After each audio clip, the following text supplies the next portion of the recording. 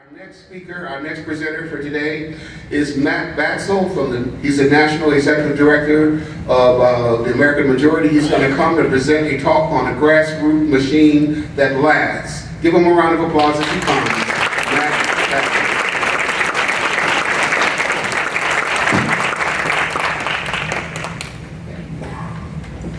Batzel. Well, thank you so much for having me in. I'm Matt Batzel. It's a pleasure to be with you guys. I'm with American Majority. We're a national conservative training organization that goes around the country and trains individuals how to run for office, how to get involved in politics, how to organize. We do trainings for college students, for activists, for campaign managers. Really want to equip you. We've got some time today. We're going to be talking about organizing at a grassroots level and activating a grassroots machine. We have a number of webinars that we host as well. Connect with us. We've got a booth in the back. And you can grab a manual and some of our other resources that we have today. I do have some slides for you that we're going to go through, so hopefully we can get those up there on the screen. And as that's getting put up there, it is a very, I think we're at a very important moment in the pro-life movement. We have right now these videos being released, and people that are apolitical, people that are hard left, people that are hard right, people that are in the middle are being confronted with horrible images of what's really happening, video of what's really happening in a lot of these clinics and what is really happening to unborn children. And I say that we're at a critical moment because I think there's a lot of people that they just don't want to think about the pro-life issue. They don't want to think about what really happens. And they're being forced to see that. And one of the ways they're being forced to see that is through what they're seeing online. What they're seeing on Twitter, what they're seeing on Facebook, what they're seeing on other social media platforms. And so we have a tremendous ability to speak to them, certainly in person. If we know people, I texted my sister, she's a doctor in Boston, Massachusetts, to see, are people seeing what's happening? Are they seeing these images, seeing these videos? And she, of course, she had seen them and thought it was horrible, like everyone has who's seen them, I believe.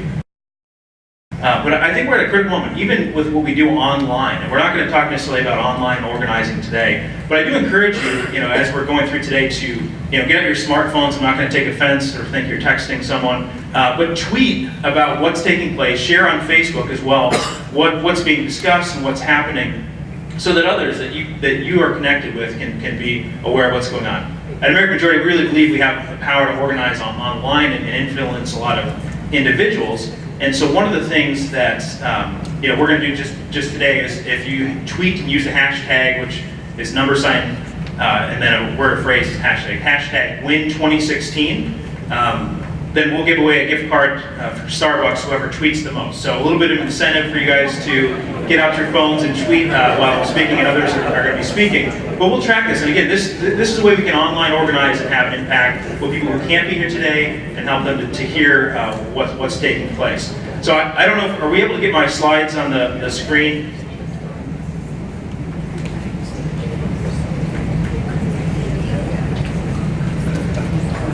So while that's loading, just a little bit about my background. I've been involved in conservative politics since the 2000 election cycle, helping pro-life legislators get elected and represent at various levels. Spent some time in Washington, went to law school, was in private practice following law school. I dealt with the R.I.S.E on a daily basis, which wasn't a lot of fun, but it was fun to beat them, but not a fun government agency. They're not about customer service there. And so, I had this passion to get back involved in politics full time. My wife and I have 5 young children. So our oldest is 8. Thank you. Our oldest is 8. Our youngest is 2. And really, they're the motivation for why I do what I do, why I'm involved. Because I see what's happening. I see the erosion of our values across the country. I see the wasteful spending that we have across the nation. And it's the future generations that are going to be paying the highest price for those things, I believe. And so, for us, our youngest actually we just adopted from China, a girl who grew up in, we don't know the circumstances into which she was born. She was abandoned on the street in Southwest China, and God orchestrated, her life. Her life does matter, right? And all lives matter. And God orchestrated for her to come into our American family, and for for us to adopt her last year. Thank God that he's blessed her. She's making good transitions here. You might have seen her running underneath the tables earlier if you watched in the back. We are so blessed to have her in our family, and we're so blessed, and we know that all these lives matter. And so, what we're discussing today about organization really helps us to win. The most important thing I'm going to say today is politics is policy. We have to win politically in order to implement good policy. When politicians get elected, they generally are going to reward and work with people that help them to get there. There certainly are majorities that legislate, that get things passed. We have to win politically in order to get majorities to pass good policy that's pro-life and other policies like that. And so the focus of our organizational efforts is in order to be better reaching the populace, getting majorities elected into office. And so we have to be organizing on a political level to have good people winning our races. So one of the things that we have to realize, the left is very good. They're very good at organizing, rowing in the same direction, right? They know that they see their goal, they see their target, and they move towards it in unison. We don't really see too often that there are fractures, there are backbiting, that there are divisions. Sometimes you may see it in some primary fights in some other places. But we as a movement need to be rowing in the same direction. We need to be working together. Certainly in light of the videos that have come out, we have opportunity to focus on what we have in common, that we need to get good people elected. We need to help change hearts and minds of individuals who have not, maybe apolitical, may consider themselves pro-choice, may consider themselves liberal. We can tell stories. We can show what's happening in our country, show what's happening in these clinics, and help to change their perspectives. So, we have to be rowing in the same direction as conservatives. We have to be looking for people we can ally with. And the left has been successful with this, as I mentioned before. Acorn succeeded for decades. How was that? They built a permanent political infrastructure. Our side typically shows up for elections between Labor Day and Election Day. We go volunteer, and thank you. And that's about it. We don't necessarily have an apparatus that is active year in and year out, off-year elections and on-year elections. Unfortunately, for those of us that were conservative, we've been late to the game as far as organizing and mobilizing politically. So I mentioned, politics is a year-round business. I'm based in Wisconsin. We've done a lot of work in Wisconsin. We've had a chapter there since 2010. So we've seen the protests, we've seen the recalls, we've been involved in helping get good people elected and training them, equipping them. We've trained 130 candidates that have won in Wisconsin in the past 5 years. And we're helping to get good people there. We realize that we have to be active in the spring elections. We have to be active in the local elections. We have to be active in 2015. We have to be active in 2017. We have to be active year-round, day in and day out. I mentioned Acorn succeeded for decades by building that permanent political infrastructure. So that if there's an issue that catches the nation's attention, and it could be a lion in Africa getting shot, right? This seems to be what's talked about. We have a lion in Milwaukee. Anyone been following the news about Milwaukee? It's on the prowl. My kids are scared of this lion. I have to check every night to make sure the lion, see if the lion has been caught. But these little things, they catch the national attention. And with the videos that have come out, we're seeing a natural, organic response that people are shocked and outraged. Now, how are we organizing politically? And a lot of what I want to challenge you to today is, there are a lot of people who are upset, but they're going to maybe tweet or they'll talk to their friends about it, and that's it. They're going to forget about this in 2 weeks. Our job is to get them involved, to get them tied in and connected with a group that's active, that's working towards bringing about good results and has a game plan. And part of what we're talking about today is how do we reach those people? People are outraged. People are upset. We need to talk to them. We need to build connections with them so that we can help win elections. We can help organize effectively. We can help get them involved. Acorn was defunded, obviously, before, but the same people are doing the same things. The left is constantly organizing all across the country. And I would argue that for us to win on the right, we must assemble and activate our own grassroots machine. That whenever there are elections, when there are issues that pop up, we can put political pressure on. We can put political pressure on private companies, we put political pressure on media, we put pressure on members of our party, members of the other party. We can activate a grassroots machine that makes people afraid to want to cross us, and they'll do what we want if they fear us. Again, our side is typically working between Labor Day and Election Day. We have to move beyond that. So how do we build that grassroots machine? Before we begin, we really have to plan, and we have to know where we're headed, what we're trying to do, what we're trying to accomplish. We have to have, first of all, think, what is our purpose? Are we trying to, organize that we get a pro-life majority in our legislature? Are we trying to defund Planned Parenthood? You want to come together and figure out a unified purpose that can bring people together, that you can get people involved with, people will be excited about, and that really lends itself to leaders need to cast a vision for how you will make that a reality, and really lay out the steps of this is what we're going to accomplish, this is what this will look like, this many babies will be saved, and laying it out so people that are upset about what's going on, they see from Planned Parenthood, that they have a channel, a direction to go in, because they know that this will help to turn the tides, to turn things around, to save lives around them, and respect the human value there. You also need to make sure that your vision resonates.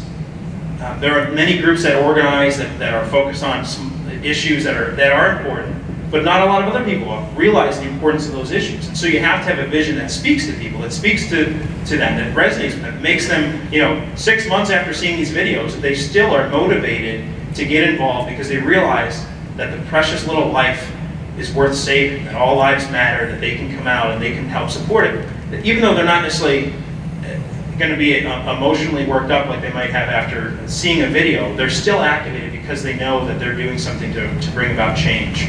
And then you have to lay out a plan. We need to have good plans that people can see that if they come and volunteer, they may not have been involved politically ever before, but if we have a good plan that shows, hey, we're going to get involved, we're going to get drilled a pro-life majority, or we're going to get this organization defunded, that you show them that, hey, your work coming and volunteering or finding a candidate to run for office is going to bring about this reality. Lives will be changed, lives will be saved, but we have to be doing the work and lay out those plans effectively.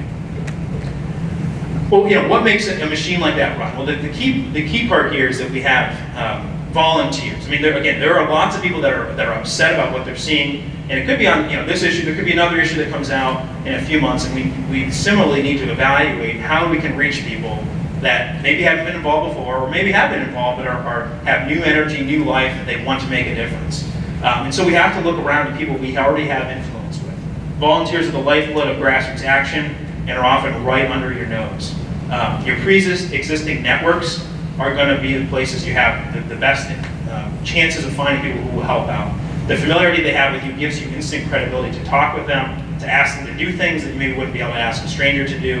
And because of your relationship, you're going to be able to help get them. So where do we find volunteers? Well, think through different places, family, friends, places of worship, your workplace, people talking about the stuff online that you're friends with, fellow alumni, your neighbors, neighborhood associations, civic, other local groups, other political efforts. So maybe other groups or other candidates that you've helped in the past, where you've met volunteers that have done things. Reach out to them. If you've got a great initiative that you're working on, reach out to them and see if they can help with you on that as well. The left is recruiting volunteers. They go door to door oftentimes in their neighborhoods 24/7. AFSCME is a large union that we've seen active in Wisconsin and elsewhere. They're always about their mission. They're always organizing, activating in people's neighborhoods. We need to be having a presence, certainly in the neighborhoods, that show people that we are working for them, that we're trying to help them. But we don't necessarily have to use their tactics that are going to be very pushy and put the pressure on them, high pressure, with the constant pressure that they have on the left.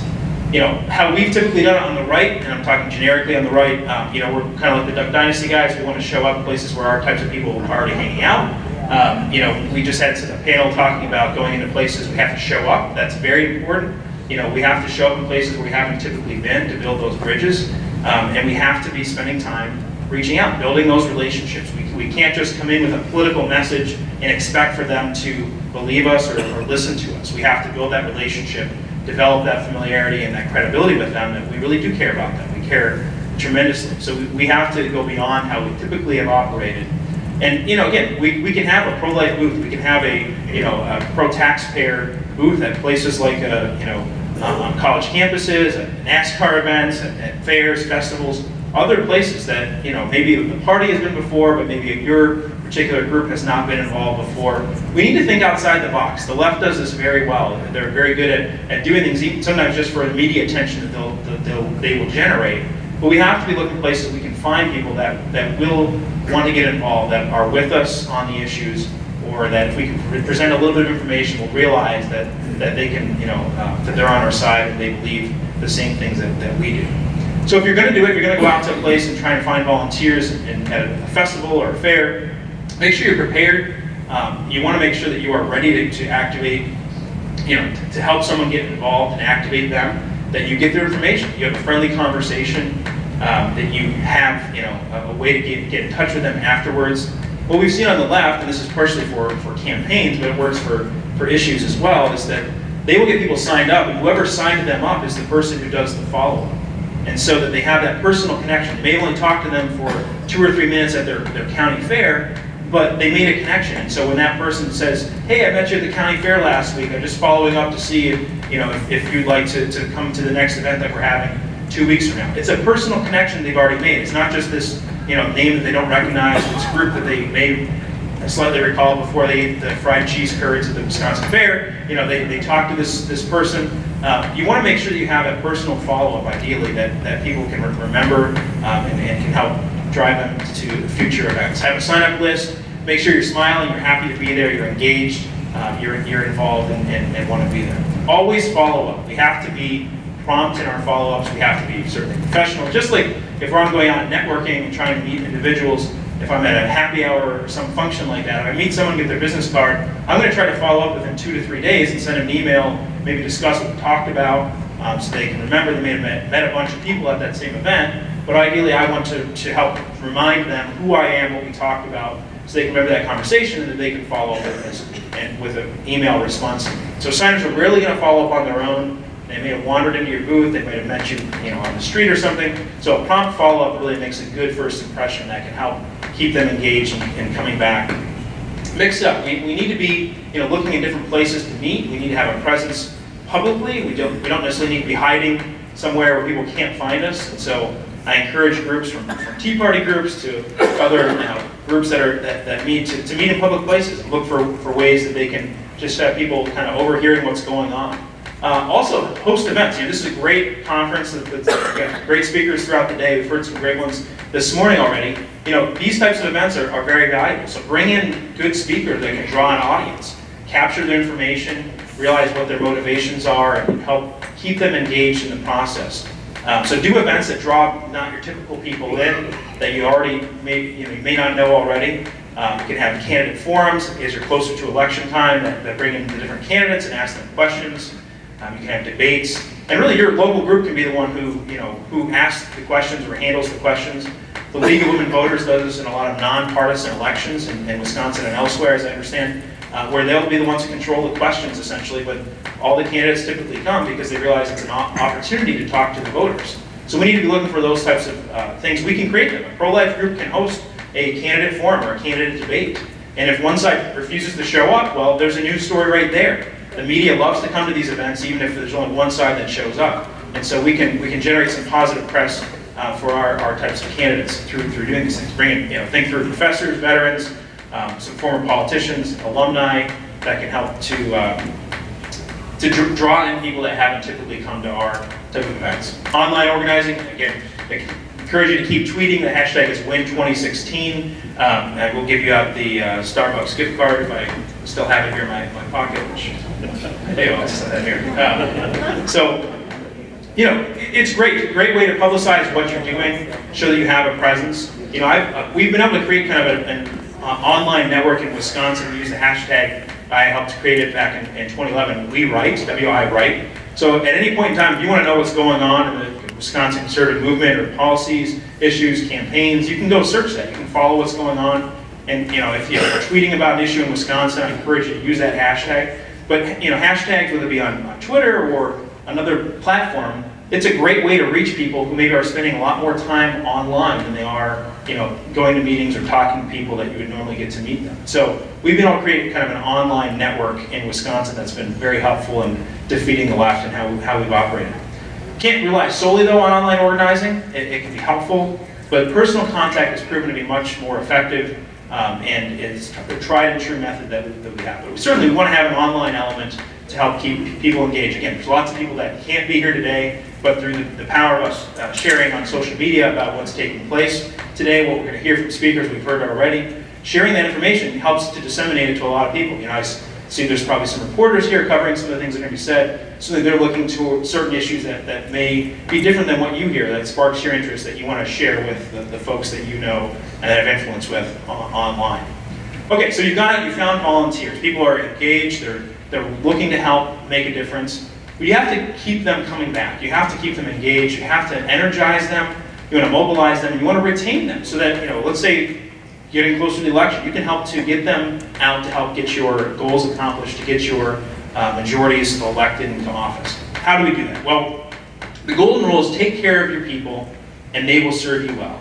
We have to think about and recognize the people that are making a lot of efforts that are probably not getting paid to do all the effort that they put in. There are lots of groups that rely solely on volunteer efforts. And so you have to thank and publicly recognize and really just treat those people well. Treat them how you would want to be treated, and that will serve you well.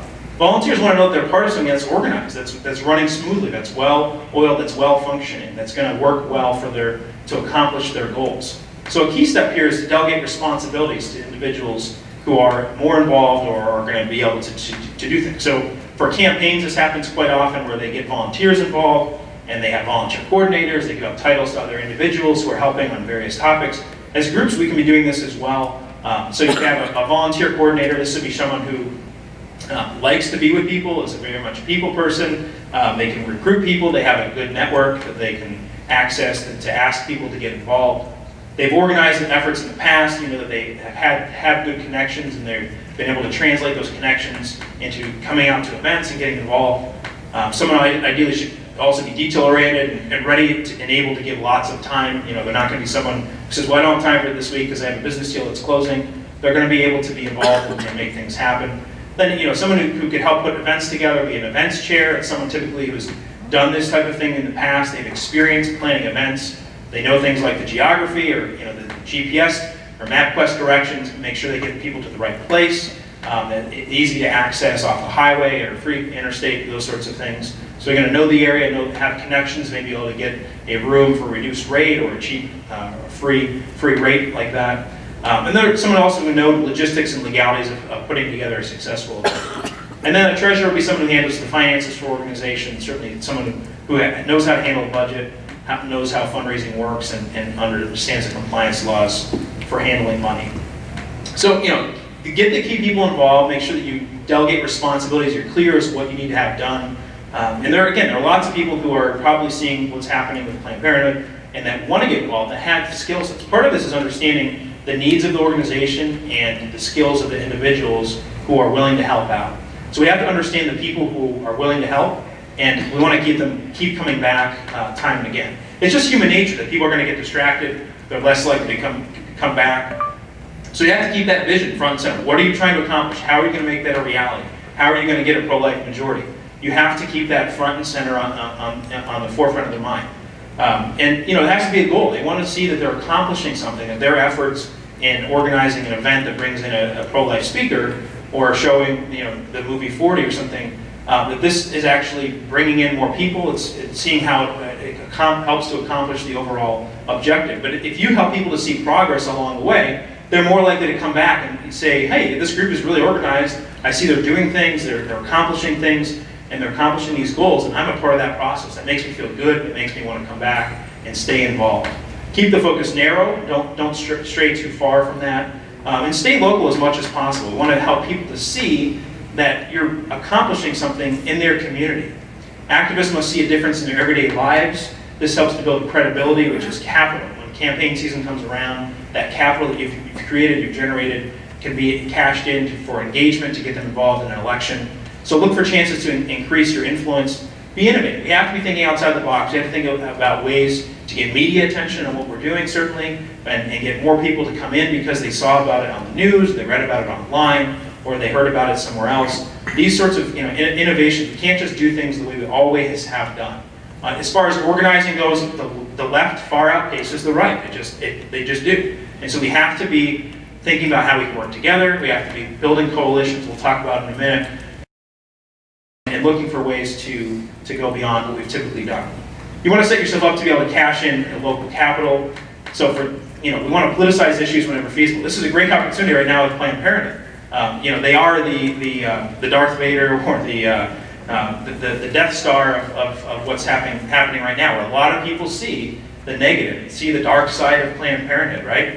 So the key with politicizing is select a target and focus on that target. We don't want to get sidetracked on going down rabbit trails and getting distracted. There needs to be an evil mastermind behind what's going on. Again, the left uses these tactics very well. They ostracize a conservative for one reason or another, or a comment that they make, and they make people all across their same political party try to own up to and defend what has happened. So we need to be able to politicize issues that happen as well. So for example, if we're talking about a local school board, which we help a lot of school boards to get flipped in different parts of the country, Chairman Smith has provided over the school board for the past 6 years, and test scores have consistently fallen as spending has risen. He has failed our children and wasted our tax dollars, help us defeat him on election day, and cut the annual budget by a minimum of 5%. These sorts of things focus on one person, not just a group or not just an entity, but we have to focus in on ideally an individual or a group of individuals that are easily identifiable.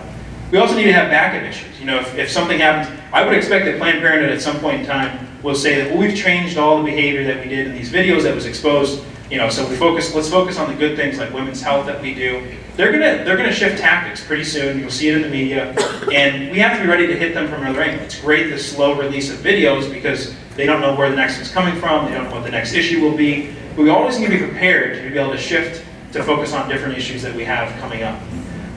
We have to be ready to come out swinging and keep focusing on the right thing. So we have to get real. Know why you're there. When people come through, we have to be able to see what skills they have, what are the needs that we have as an organization. We have to match volunteers' talents with the jobs that are in front of them. Break tasks into small blocks of time as well. We don't want people there all day volunteering. Create goals and incentives for them to get things accomplished. They can see if you get this done, you'll receive a public thank you or a gift or something like that. Budget for refreshments or small gifts. Recognize and thank the best of the best, and make sure that you publicly do that. People appreciate being recognized and highlighted. As a leader, always personally thank volunteers. It's a good way to do it. A handwritten note goes a long way. Certainly publicly recognizing them is great as well. Partnerships and coalitions, we have to be looking beyond just what our group is typically doing. And this is where we can easily get sidetracked on having different policy goals or different ways of approaching things. We have to be united. We have to be rowing in the same direction. So individuals, organizations, coalitions are basically individuals or organizations with common interests, common values, common solutions. We have to be working together. We can't just be focusing on our differences in opinion or in strategy. And this is something where, again, this can fracture us, and this can keep us from really being effective. If we're focusing on different targets, that can be problematic.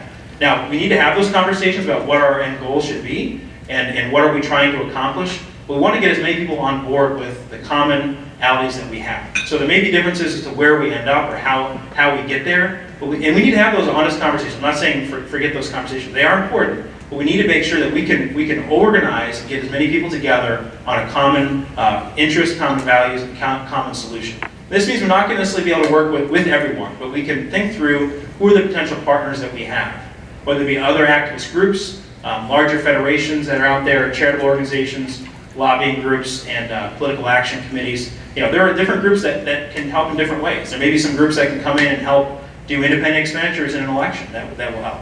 There may be others that can be volunteering, going door to door for a pro-life candidate.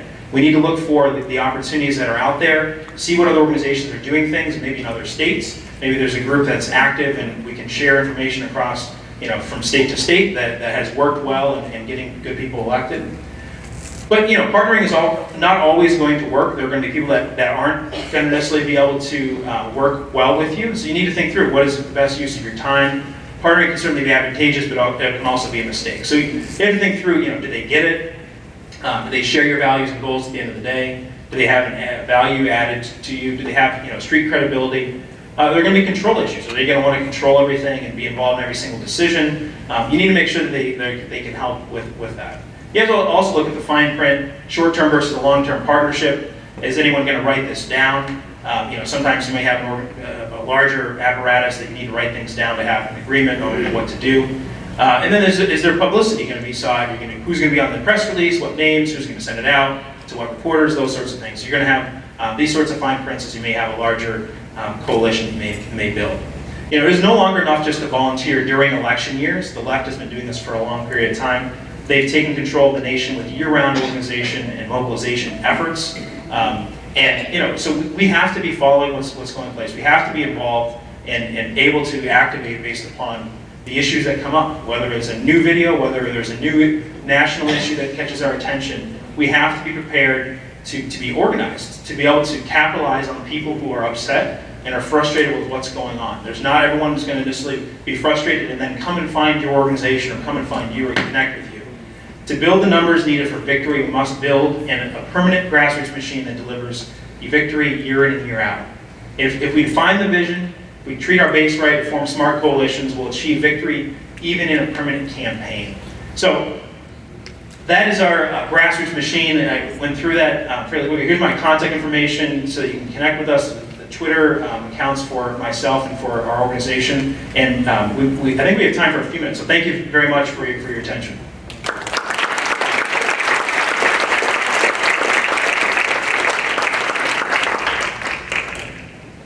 We have any questions about organizing?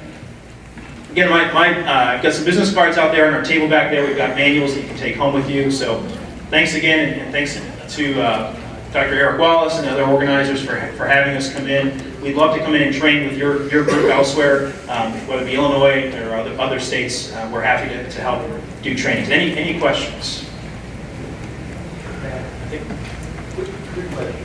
How do you explain what happened in 2014 with everything that the Democratic Party does year-round just share this?